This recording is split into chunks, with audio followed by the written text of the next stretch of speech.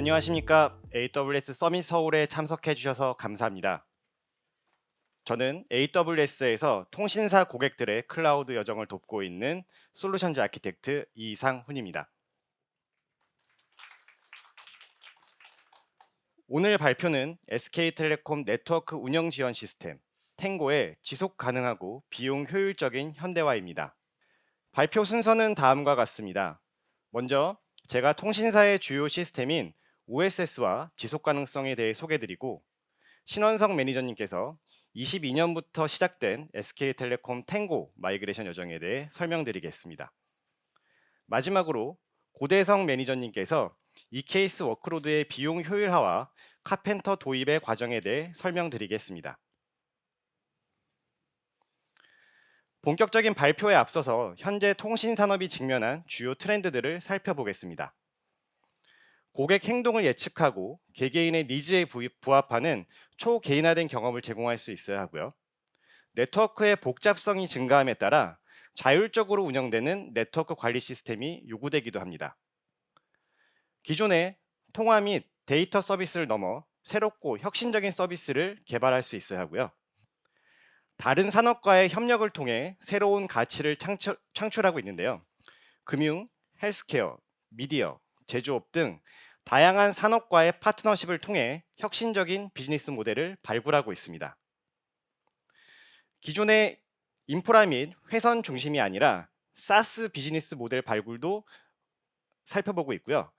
에너지 효율적인 네트워크 구축, 탄소 배출 감소와 같은 지속 가능한 비즈니스 모델을 찾고 있습니다. 예측 분석과 AI를 활용한 운영 자동화는 통신사의 경쟁력을 높이는 중요한 요소입니다. 생성형 AI는 고객 서비스부터 네트워크 최적화, 신규 서비스 개발에 이르기까지 모든 영역에서 혁신을 가속화하고 있습니다. 이 중에서도 자율운영 네트워크 관리, 지속 가능성, 지능적 운용, 생성형 AI와 같은 트렌드는 통신사 OSS에도 큰 변화를 요구하고 있습니다. 오늘 저희는 이러한 변화하는 환경 속에서 통신사의 OSS가 어떻게 지속 가능한 혁신을 이뤄 나갈 수 있는지에 대해 자세히 살펴보겠습니다. 통신사는 안정적인 네트워크 서비스를 제공하기 위해 다양한 네트워크 인프라를 운영하고 있습니다. 모바일 네트워크를 제공하는 기지국과 통신선로, 거점 국사와 같은 수많은 시설과 인프라를 가지고 있고, 액세스, 코어, 전송 네트워크 등 여러 네트워크 도메인들을 통합 관리해야 합니다. 또한 이러한 시설과 네트워크 도메인들은 3G, LTE, 5G 등 여러 통신 기술 규격에 부합해야 합니다. OSS, 즉 네트워크 운영 지원 시스템은 다양하고 복잡한 네트워크를 통합적으로 관리하기 위한 통신사의 주요 시스템입니다.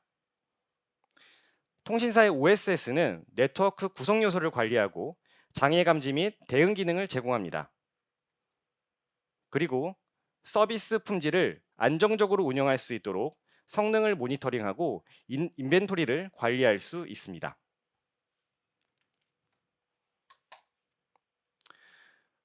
오랜 시간 동안 통신사의 네트워크가 대규모로 성장하면서 OSS 또한 과제에 직면하고 있는데요. 크게 세 가지 과제로 정리해 볼 수 있습니다. 먼저 기술 부채와 시스템 현대화입니다. 시스템이 점점 긴밀하고 복잡하게 통합되면서 업데이트와 업그레이드와 같은 난이도가 높아지고 있습니다. 모놀리식으로 구성된 인프라는 시스템의 민첩성을 저하시키고 새로운 기능 출시를 지연시키기도 합니다. 두 번째, 대규모 데이터 관리입니다. 네트워크에서는 많은 양의 데이터가 수집되고 있지만 데이터 사일로로 인해 네트워크 도메인 간, 부서 간 협업 및 공유가 어렵습니다. 이에 따라 다양한 데이터로부터 인사이트를 추출하기 어렵고 마이그레이션은 점점 복잡해지고 있습니다. 최적화 및 효율화 없이 시스템의 덩치만 키우다 보면 운영 비용이 증가하고 시장 경쟁력이 떨어질 수밖에 없습니다. 뿐만 아니라 빠르게 변화하는 OTT 사업자와 클라우드 공급사 등 파트너와의 기술 격차가 벌어져 서비스 연계 및 협업이 어려워질 수 있습니다. 기존 OSS의 과제들을 해결하고 지속 가능한 성장을 달성하기 위한 전략은 무엇이 있을까요? AWS에서는 지속 가능성 전략을 크게 클라우드의 지속 가능성, 클라우드에서의 지속 가능성, 클라우드를 통한 지속 가능성으로 구분해 볼 수 있습니다. AWS는 데이터 센터의 설계 및 구축 등 인프라 모든 영역에서 지속 가능성을 높이고 있습니다. AWS 그라비톤과 같은 저전력 프로세서를 개발하는 것도 AWS 클라우드의 지속 가능성을 높이기 위한 예시입니다. AWS의 지속 가능한 인프라와 Well Architected Framework의 지속 가능성 필라를 활용하면 보다 효율적이고 최적화된 워크로드를 클라우드에서 운영할 수 있습니다. AWS의 AI와 분석 솔루션 등을 통해 지속 가능성을 높이는 솔루션을 개발할 수도 있는데요. 네트워크 트래픽 데이터를 분석해서 기지국 에너지 세이빙 솔루션을 개발하는 것이 그 좋은 예가 될 수 있겠습니다.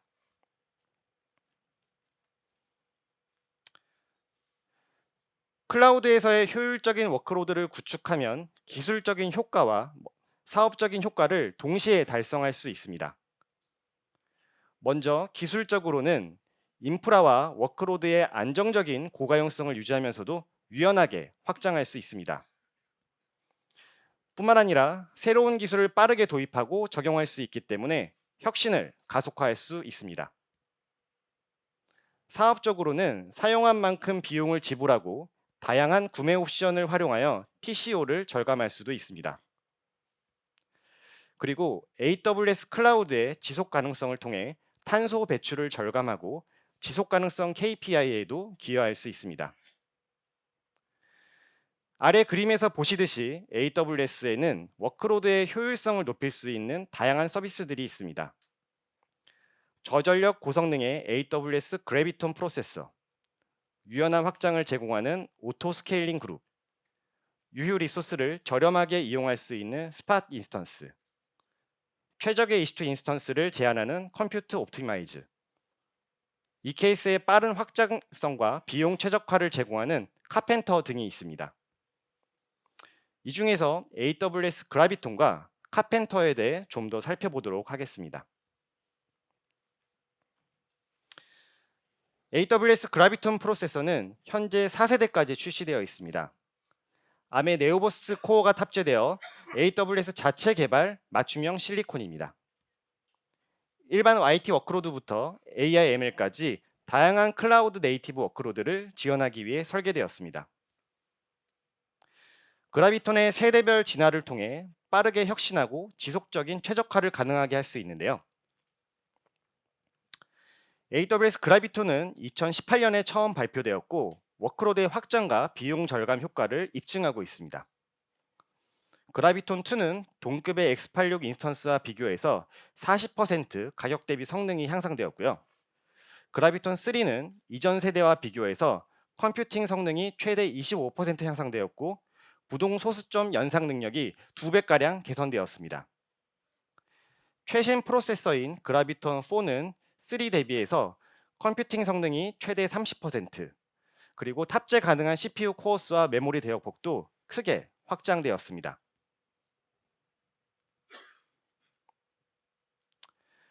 그라비톤은 1세대부터 4세대까지 진화하면서 여러 가지 기술 목표들을 달성하고 있는데요.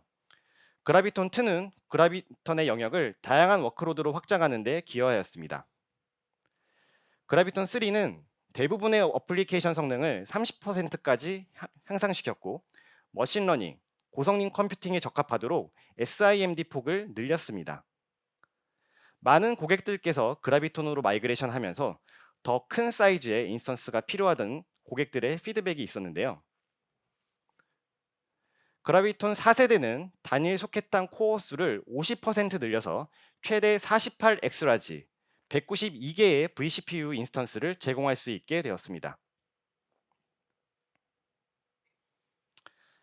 카펜터는 AWS가 개발한 오픈소스 클러스터 오토스케일러로서 아마존 EKS 환경에서 클러스터의 가용성과 비용 최적화를 동시에 실현할 수 있는 관리 도구입니다. 카펜터는 오토스케일링 그룹을 거치지 않고 EC2 플릿 API를 직접 호출하기 때문에 스케일 속도를 향상시킬 수 있습니다. 그라비톤을 연비 좋고 가성비 높은 화물 트럭에 비유한다면 카펜터는 적절한 트럭을 배차하고 호출하는 도구로 볼 수 있겠습니다. 기존의 클러스터 오토스케일러를 통해 노드 그룹을 관리하는 경우에는 요구사항별, 프로세서별, 인스턴스별, 가용 영역별로 여러 개의 노드 그룹을 관리해야 합니다. 다수의 노드 그룹, 즉 오토스케일링 그룹을 관리하는 운영 부담이 가중될 수밖에 없는데요. 이에 비해 카펜터는 파드의 요구사항에 따라 노드를 프로비저닝하기 때문에 어플리케이션 중심의 컴퓨팅 인프라를 구성할 수 있습니다.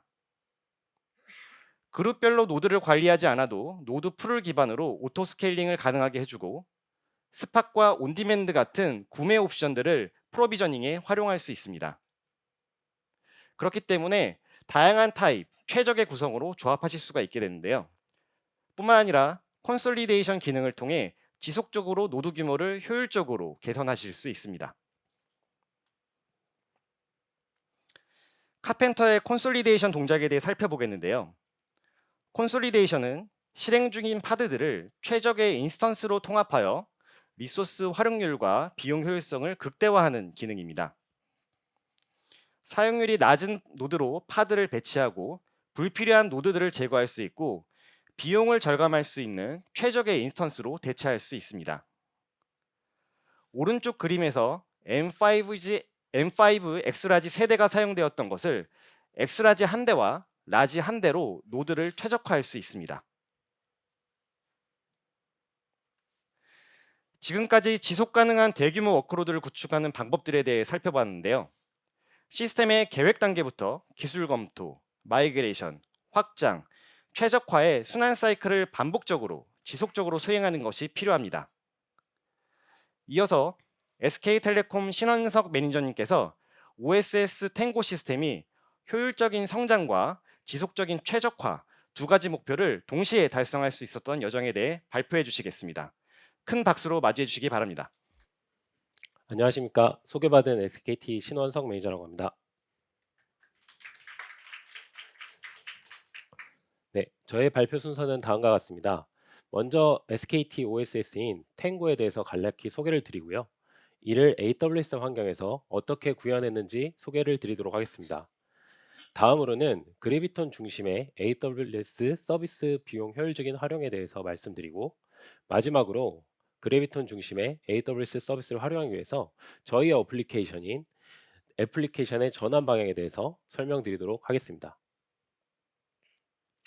탱고는 T Advanced Network Generation OSS의 약자로 SK텔레콤 망관리 지원 통합 시스템입니다. 여기서 OSS는 앞서 말했듯이 통신망을 지원하고 관리하는 서비스입니다. 탱고의 주요 기능은 통신 장비의 관리, 감시, 분석, 설계, 구축 등 운영 전반을 관리하고 지원하는 것이며 각 기능은 개별 시스템으로 분리되어서 구성되어 있습니다. 탱고는 O, I, PF, AC 5개 파트로 저희는 구성되어 있는데요.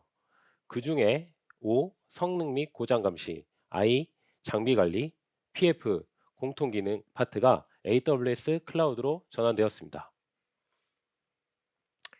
추진 경과를 살펴보면 2021년부터 본격적으로 클라우드 전환을 위한 설계를 시작했습니다.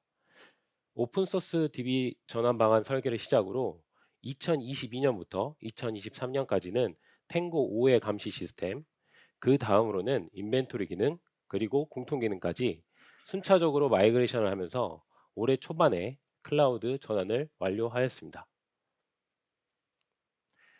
클라우드 상에서 탱고 시스템을 살펴보면 탱고는 상용항공 기준으로 EC2, RDS, MSK 등을 포함해서 약 200여 대의 인스턴스로 구성되어 있습니다. 탱고의 주요 워크로드는 통계 및 성능 및 장애 데이터 수집 및 가공, 처리하는 ETL 프로세스이며 실제로 2025년 2월 기준으로 일별 데이터 처리 기준 약 70억 건, 처리되는 데이터 용량은 하루 평균 23TB에 달하고 있습니다. 탱고의 주요 워크로드는 그림에서 보시다시피 텔코 성능 및 장애 데이터를 처리하는 것입니다.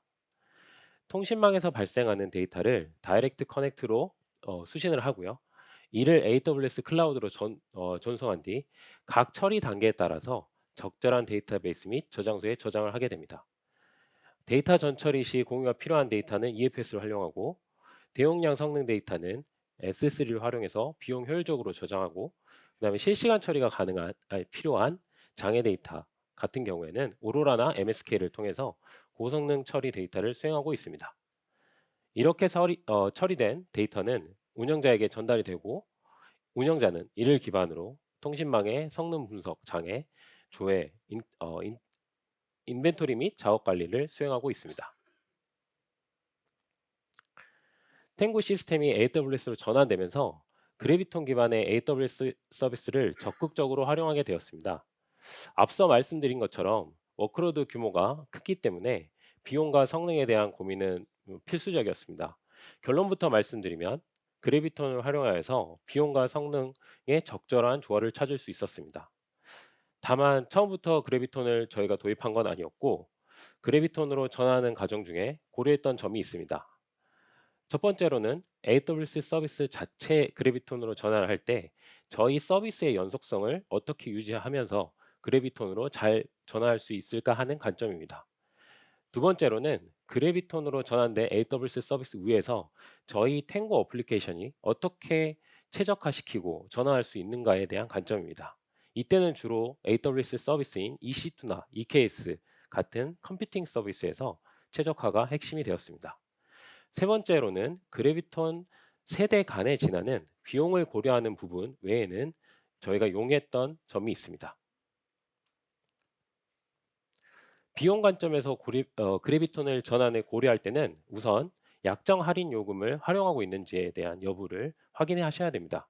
특히 사용 중인 예약 인스턴스나 절감형 플랜이 전환하려는 인스턴스 타입 또는 패밀리와 공유가 가능한지 체크하셔야 합니다. 예를 들어서 컴퓨팅 절감 플랜은 패밀리에 관계없이 공유가 가능하지만 EC2 절감형 플랜이나 예약 인스턴스의 경우 패밀리나 유형이 다르면 공유가 불가능합니다. 또한 신규 출시된 인스턴스 타입의 경우에는 할인율이 높지 않거나 적용 대상이 제한적일 수 있기 때문에 이 점도 반드시 고려하셔야 됩니다. 그럼 이제 각 AWS 서비스 입장에서 그래비톤을 어떻게 적용하고 활용했는지 말씀드리겠습니다. 먼저 2022년 탱고가 클라우드로 전환이 되면서 기존의 X86 기반으로 운영되던 데이터베이스 아마존 오로라 그래비톤으로 전환하는 단계를 시작하였습니다. 그림에서 보시는 것처럼 CPU 활용률, 실렉트 레이턴시, DML 레이턴시 등 주요 지표에 대해서 그래비톤 2를 활용했을 때 약 1.3배 이상의 성능 향상을 확인할 수 있었습니다. 당시 기준으로도 비용이 약 10% 정도 저렴했기 때문에 성능과 비용 두 측면 모두 그래비톤으로 전환을 결정하게 되었습니다. 또한 작년에는 오로라 그래비톤 2에서 그래비톤 3로 일부 워크로드를 전환하였습니다. 전환 결과 CPU 사용률, 실렉트 레이턴시, DML 레이턴시 등 전반적인 지표에서 1.4배에서 2.1배 수준의 성능 향상을 확인할 수 있었습니다. 다만 그래비톤 2에서 3로 전환할 때는 RI 구매가 필요하였고 기존과는 달리 비용이 일부 상승된다는 점을 고려해서 모든 워크로드가 아닌 일부 워크로드에 대해서만 전환 검증을 진행하였습니다. 검증 결과 비용은 약 1.25배 증가했지만 성능은 쓰기 성능의 경우 최대 2배 이상 향상이 되어서 워크로드 특성에 따라 선택적으로 적용할 수 있음을 확인할 수 있었습니다. 또한 RDS 그래비톤 전환과 함께 기존의 통신 성능 데이터를 수집하고 저장하던 RDS 기반 구조도 목적에 맞게 개선을 하였습니다. 실시간 처리가 필요하지 않고 성능 요구가 비교적 낮은 데이터에 대해서는 S3와 아테나를 활용해서 아키텍처를 변경했고 이를 통해 RDS 대비 약 90% 이상의 비용 절감 효과를 얻을 수 있었습니다. 데이터 조회 성능은 체감상 기존 RDS 수준과 유사하게 유지되어서 비용과 성능을 모두 고려한 효율적인 구조로 개선할 수 있었습니다. 저희 워크로드에서 또 MSK는 데이터 수집 및 전처리 파이프라인으로 활용하고 있습니다. 기존에는 X86 타입의 MSK를 사용하고 있었고요. 그래비톤으로 전환을 위해서 블루그린 배포 방식처럼 신규 그래비톤 3 MSK를 생성 후에 기존 MSK와 동일하게 MSK 내에 토핑 및 파티션을 사전에 동일하게 생성하는 작업을 진행하였고, 그 후에 MSK를 사용하는 어플리케이션에서 EKS 내 K8S 서비스 네임을 활용하여 엔드포인트를 일괄 변경 작업을 수행하여 최종적으로 새로운 그래비톤 타입으로 서비스 안정적으로 전환할 수 있었습니다. MSK 그래비톤 전환을 통해서 얻을 수 있는 성능 향상으로는 기존에 사용하던 MSK의 타입을 한 단계 스케일 다운 가능하였습니다. 이는 곧 비용을 50% 절감하는 효과로 이어졌고요. 비록 MSK 타입을 한 단계 낮췄음에도 그림에서 보시다시피 리소스 사용 절감과 성능은 동등 수준으로 유지되었습니다. 즉 동일한 성능을 유지하면서도 30% 이상의 리소스를 절감할 수 있었고, 비용은 50% 이상 절감하는 효과를 얻을 수 있었습니다. 지금까지 살펴본 부분은 AWS 서비스에서 그래비톤 활용하는 측면이었습니다. 하지만 그래비톤으로 전환하는 EC2나 EKS에서는 그 위에서 수행되는 탱고 어플리케이션은 그래비톤에 맞게 전환하는 작업도 고려돼야 합니다. EC2 그래비톤 전환의 경우 그래비톤 AMI를 생성하고 이를 바탕으로 런치 템플릿을 설정하여 다양한 패키지 호환성을 검증해야 합니다. 검증이 완료된 후에는 유저 데이터 기반으로 AMI를 반복적으로 생성하면서 EC2 그래비톤을 전환하였습니다. 또한 EBS 볼륨 기반으로 데이터를 백업을 수행하였고, 이를 통해 데이터 마이그레이션도 함께 진행했습니다. EKS 그래비톤 전환의 경우 EKS 노드 그룹은 AWS에서 그래비톤용 아미를 제공하기 때문에 이를 활용하여 런치 템플릿 기반으로 EKS 노드를 X86에서 그래비톤으로 용이하게 전환할 수 있었습니다. 하지만 EKS 위에서 실행되는 애플리케이션과 이들 애플리케이션을 구동하는 데 필요한 소프트웨어, 예를 들면 이그나이트, 스파크, 자바, 파이썬 등 기존 X86 타입에서 그래비톤으로 전환을 위해서는 어플리케이션 자체가 코드 빌드를 다시 하고 ECR을 활용하여 이미지를 재생성하고 배포 및 검증을 수행해야 합니다. 그림에서 보시다시피 이 그림은 탱고 시스템에서 어플리케이션 이미지 계층도의 일부입니다. 다양한 애플리케이션이 이와 같은 계층 구조로 이루어져 있으며 각 계층에서 사용하는 OS 이미지, 자바, 파이썬, 애플리케이션 내 라이브러리 등은 ARM 기반으로 재빌드를 수행해야 합니다. 대부분의 경우 ARM 이미지는 제공이 되고 있고, 만약 제공이 되지 않는 경우가 있다 하더라도 코드를 일부 수정하거나 대체 방안을 활용하여 대응할 수 있었습니다. EKS 그래비톤 전환으로 인한 비용 절감 효과는 2023년 X86에서 그래비톤으로 전환하면서 리소스가 14% 절감되었고, 그림과 같이 개발 환경에서는 2014년 그래비톤 2에서 3로 전환하면서 리소스가 30% 정도 절감되었습니다. 상용 환경인데요. 상용 환경에서도 그래비톤 3로 전환하면서 CPU는 약 14%, 메모리는 약 12% 리소스를 절감할 수 있었습니다. 저희 워크로드가 AWS에서 어떻게 지속이 가능했는지, 그리고 이렇게 마이그레이션 하는 과정 중에서 지속 가능한 여정이 어떻게 되었는지를 비용 그래프로 나타낸 것입니다. 주요 서비스인 RDS, EC2, EKS, MSK를 적극적으로 그래비톤으로 마이그레이션을 하면서 성능을 보장하는 동시에 비용을 적정 수준으로 관리할 수 있었습니다. 또한 그래비톤 전환으로 컴퓨팅 파워를 절감하게 되어서 탄소 배출 절감에도 기여를 할 수 있었습니다. 저희가 앞서 본 비용 그래프 워크로드 규모 대비 상당히 적은 수준의 탄소 배출량을 유지하는 것을 볼 수 있습니다. 여기까지가 그래비톤 기반의 지속 가능한 OSS 저희의 여정을 살펴봤습니다. 그래비톤 기반의 AWS 관리형 서비스를 활용하고 이를 위해서 저희 탱고 어플리케이션에 대한 전환 및 최적화하는 여정에 대해서 소개시켜 드렸습니다. 이어서 고대성님께서 저희 워크로드의 중심인 EKS를 카펜터 기반으로 비용 효율화한 사례를 중심으로 발표를 이어서 해주시겠습니다. 감사합니다. 네, 안녕하세요. 아마존 EKS 비용 효율화와 카펜터 도입 여정에 대해서 설명드릴 SK텔레콤의 고대성 매니저입니다. 제가 설명드릴 내용은 카펜터를 포함한 아마존 EKS의 비용 최적화와 이런 최적화를 일회성이 아니라 지속 가능하게 할 수 있는 구체적인 방법에 대해서 설명드리고자 합니다. 탱고에서는 다음과 같은 세 가지 방법으로 EKS 비용을 최적화하였습니다. 가장 먼저 클러스터 오토스케일러를 카펜터로 전환하여 노드의 스케일링을 최적화하였고요. 파드 및 노드의 크기 최적화로 전체적인 인스턴스 비용을 절감하였습니다. 마지막으로 미사용 리소스 중단을 통해 낭비를 최소화하였습니다. 그럼 이후에 이제 각각에 대해서 좀 더 자세히 설명드리겠습니다.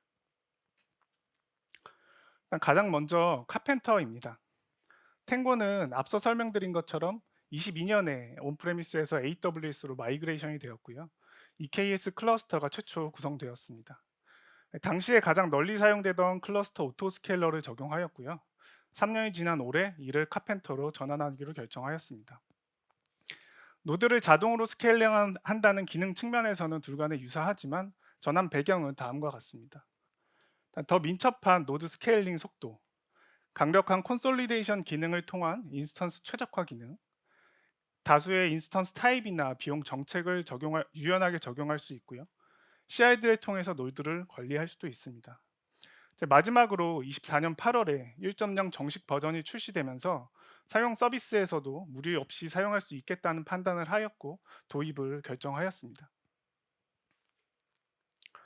클러스터 오토스케일러를 카펜터로 전환할 때 고려할 내용들입니다. 클러스터 오토스케일러에서는 노드 그룹과 런치 템플릿을 통해서 노드 설정을 하였는데요. 카펜터에서는 노드 클래스와 노드 풀로 노드 설정을 변경을 하여야 하고요. 카펜터만의 디스럽션, 익스파이어, 드리프트와 같은 정책과 동작을 잘 이해하고 적용해야 합니다. 동일한 노드를 반복적으로 스케일링하는 클러스터 오토스케일러와 달리 카펜터는 다수의 인스턴스 타입과 비용 정책 중에서 최적화된 노드를 선택하고 스케일링하기 때문에 이러한 스케일링 정책과 콘솔리데이션 동작의 원리를 잘 이해하고 적용해야 비용 효과를 극대화시킬 수 있습니다. 그 외 고려사항으로 카펜터는 별도의 매니지먼트 노드가 필요하기 때문에 ECS 내지는 별도의 노드 그룹으로 이를 구성해 줘야 하고요. AWS 콘솔에서 아직은 클러스터 오토스케일러의 노드 그룹 대비해서는 보여지는 정보가 충분하지 않기 때문에 혹시 콘솔을 자주 사용한다면 이도 감안하시면 좋을 것 같습니다. 탱고에서는 다음과 같은 순서로 클러스터 오토스케일러의 노드 그룹을 단계적으로 카펜터로 전환하였습니다. 가장 먼저 카펜터를 설치하고요.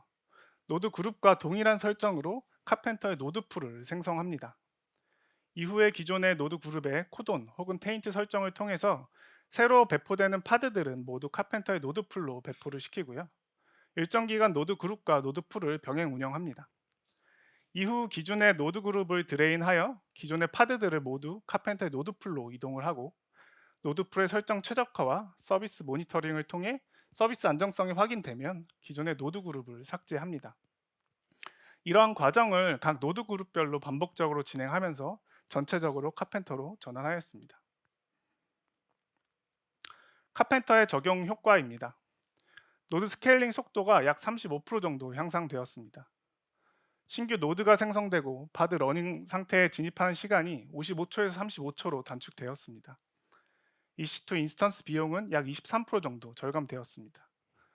기존에는 노드 그룹별로 단일 인스턴스 타입이나 비용 정책을 사용하였었는데 스팟 비용과 콘솔리데이션 기능을 적극 활용하면서 개발 계정 기준으로 약 23% 정도 절감이 되었습니다. 저희는 기존에 약정 할인을 받고 있었지만 만약 약정 할인이 되지 않은 서비스라면 그 비용 효과는 더욱더 클 거라 예상합니다. 주기적으로 진행하던 노드 그룹의 인스턴스 타입 최적화 과정이 카펜터의 콘솔리데이션 기능으로 대체되면서 불필요하게 되었고 CID를 통해 노드를 관리할 수 있게 되면서 운영 편의 또한 향상시킬 수 있었습니다. 두 번째 EKS 비용 최적화 방법은 적절한 크기 조정입니다. 이는 파드와 노드 관점에서 생각을 해봐야 하는데요. 그 파드의 크기라 함은 리소스의 리퀘스트를 의미합니다. 이 리퀘스트는 컨테이너가 예약하는 최소의 리소스를 의미하는데요. 이 리소스만큼 가용한 노드에 파드가 배치됩니다. 만약 모든 노드에 리소스가 없다면 노드가 스케일링 되고 파드가 배치됩니다. 따라서 값이 너무 크다면 불필요한 노드로 인한 낭비가 발생하고요. 값이 너무 작다면 빈번한 CPU 스로틀링이나 아웃 오브 메모리로 인해서 전체 서비스에 영향을 받을 수 있습니다. 그렇다면 이런 리퀘스트 값을 어떻게 적절하게 설정할 수 있을까요? 대표적인 오픈 소스인 쿠베코스트에 리퀘스트 사이징 레코멘데이션이라는 기능이 있습니다. 이를 살펴보면 쿠베 스테이트 매트릭을 통해서 파드의 UCG 데이터를 수집을 하고요. 이 데이터를 기반으로 리퀘스트 값을 계산하는 방식입니다. 화면의 파란색 표가 쿠베 코스트에서 사전에 정의해 놓은 프로파일인데요.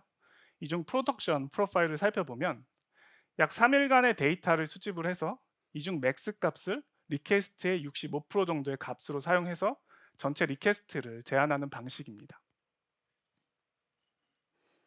정리하면 리퀘스트 값을 결정하는 방법은 다음과 같습니다. 일정 기간의 성능 데이터를 측정해서 수집하고요. 이 데이터를 기반으로 어떤 특정한 기준값을 설정합니다. 여기에 마진을 더해서 리퀘스트 값을 최종 결정합니다. 유사한 오픈 소스로 VPA 레코멘더라는 오픈 소스도 있는데요.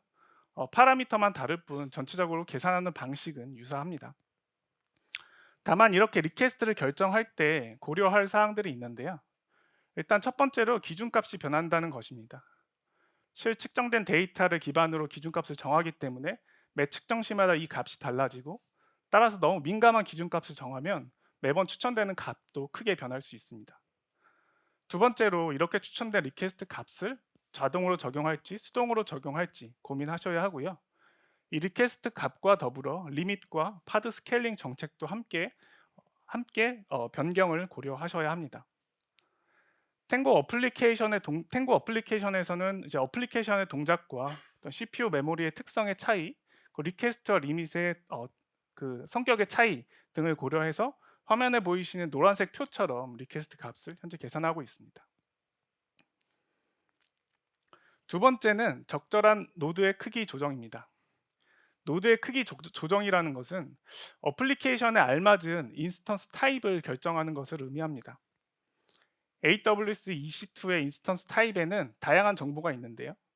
일단 첫 번째 알파벳은 인스턴스 패밀리를 의미합니다. 컴퓨팅 최적화, 범용, 메모리 최적화처럼 CPU와 메모리의 비율을 의미합니다. 두 번째 숫자는 인스턴스 세대를 의미합니다. 세 번째 알파벳은 그래비톤이나 GPU, 특수 하드웨어나 네트워크처럼 추가적인 정보를 의미하고요. 마지막은 인스턴스의 크기를 의미합니다. 여기서 인스턴스 세대는 가급적 최신 세대를 쓰는 것이 유리하고요. GPU나 그래비톤, 어떤 네트워크나 스토리지 같은 특수 하드웨어는 일반적으로 어플리케이션 요구사항에 따라 결정되기 마련입니다. 따라서 노드를 최적화한다는 것은 적절한 인스턴스 패밀리를 선정하는 것이 중요한 일인데, 카펜터를 사용하게 될 경우 카펜터의 콘솔리데이션 기능이 이를 대체하기 때문에 노드 최적화에 대한 운영 부담이 상당히 줄어들 수 있습니다.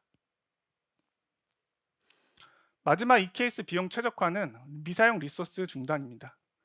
주말과 야간 그리고 휴일에 리소스를 중단함으로써 전체적인 낭비를 줄이는 방식입니다. 탱고 개발 환경 기준으로 적용 전후로 약 35에서 44% 정도 비용을 절감할 수 있었고요. 매일매일 전체 서비스가 다운되고 재기동되기 때문에 일종의 장애 테스트를 겸하는 효과까지 있었습니다. 다만 이를 적용할 땐 쿠베 시스템이나 카펜터, 모니터링 CI/CD와 같은 예외 워크로드들을 검토하고 적용하셔야 하고요. 임시 공휴일이나 어떤 시험 배포 일정 변경 등으로 통해서 중단 시간도 계속해서 바뀌는 일이 간혹 있기 때문에 이러한 변경을 시스템화 기능화해 놓으셔야 합니다. 탱고에서는 쿠베 다운스케일러라는 오픈 소스와 코드빌드, 람다, 파라미터 스토어 등을 이용해서 구성을 해 두었습니다. 이런 최적화 활동은 일회성이 아니라 지속적으로 그리고 반복적으로 진행될 수 있어야 합니다. AWS에서는 신규 서비스가 매번 출시되고 그래비톤과 같은 효율적인 기술이 발표됩니다. 또 오픈소스나 개발 중의 어플리케이션의 기능도 계속해서 변경하고요. 데이터나 사용자의 사용 패턴도 변화됩니다. 그 외 다양한 이벤트 등으로 인해서 환경은 지속적으로 바뀌고 따라서 최적화도 지속적으로 반복적으로 진행이 되어야 합니다. 이를 위해서는 결국 최적화의 정도를 측정할 수 있어야 하고 감시하면서 적절한 최적화의 수준을 유지해야 하는데요. 먼저 최적화를 측정하는 방법입니다. 파드의 최적화의 정도는 파드의 리퀘스트 대비해서 실제 사용료를 의미합니다. 파드가 배포되면 CPU, 메모리, GPU, 스토리지 등 어떤 리소스를 예약을 하는데요. 예약한 리소스 대비해서 실제 사용되지 않는 리소스를 계산하여 이를 비용으로 계산하셔야 합니다. 그래서 파드에서 낭비되는 비용이 얼마나 발생하는지를 모니터링해야 하고요. 노드의 경우는 예약되지 않는 CPU와 메모리, 그 외 리소스를 의미합니다. 다만 카펜터를 쓰게 되면 카펜터의 콘솔리데이션 기능이 이를 대체할 수 있기 때문에 노드 최적화의 부담은 줄어들게 됩니다. 탱고에서는 이렇게 측정한 최적화를 다음과 같이 감시하고 있습니다. 쿠버네티스와 쿠베코스트 API를 통해서 데이터를 수집을 하고요. 수집된 데이터를 강화해서 슬랙을 통해 사용자에게 매주 알림을 하고 있습니다.